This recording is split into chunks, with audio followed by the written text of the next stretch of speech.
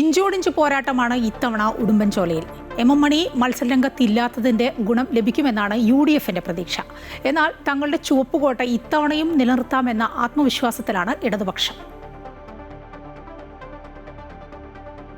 25 വർഷമായി ഉടുമ്പൻചോലയിൽ ഇടതു തേരോട്ടം തുടങ്ങിയിട്ട് 3 തവണ KK ജയചന്ദ്രനും 2 തവണ MM മണിയും MLA-മാരായി. 10 വർഷത്തെ ഇടവേളയ്ക്ക് ശേഷമാണ് KK ജയചന്ദ്രൻ മത്സരരംഗത്തെത്തുന്നത്. പ്രചരണം അവസാന ഘട്ടത്തിലെത്തുമ്പോൾ വലിയ ആത്മവിശ്വാസത്തിലാണ് ജയചന്ദ്രൻ. അന്നത്തെ പഴയ ഇവിടെ ജീവിച്ചിരിക്കുന്ന ആളുകളോട്, കുറച്ച് ഓർമ്മയുള്ള ആളുകളോട് ചോദിച്ചാൽ അവർ പറയും, ഇവിടെ വികസനം വന്നത് ഇടതുപക്ഷം വന്നതിന് ശേഷമാണ് എന്ന കാര്യം. അതൊരു സംശയമില്ല. അത് ഞങ്ങളെ എതിർക്കുന്നവരും പറയും. MM മണിയോട് ആദ്യ മത്സരത്തിൽ പരാജയപ്പെട്ടെങ്കിലും ഇത്തവണ മണ്ഡലം പിടിച്ചെടുക്കാൻ കഴിയുമെന്ന പ്രതീക്ഷയിലാണ് UDF സ്ഥാനാർത്ഥി സേനാപതി വേണു.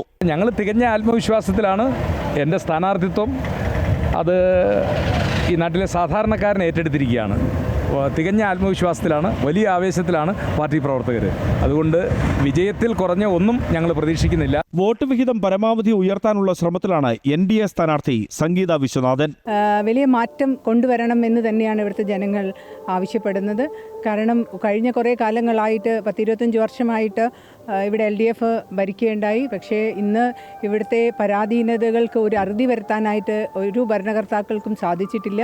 ഇടുക്കിയിലെ ഏറ്റവും ശ്രദ്ധേയമായ മത്സരം നടക്കുന്ന മണ്ഡലങ്ങളിലൊന്നാണ് ഉടുമ്പൻചോല. 4 നൂറ്റാണ്ടിന്റെ ഇടതു വിജയചരിത്രം മാറ്റിയെഴുതാൻ UDFന് കഴിയുമോ എന്നറിയാൻ കാത്തിരിക്കണം. അമൃത ന്യൂസ്, ഇടുക്കി.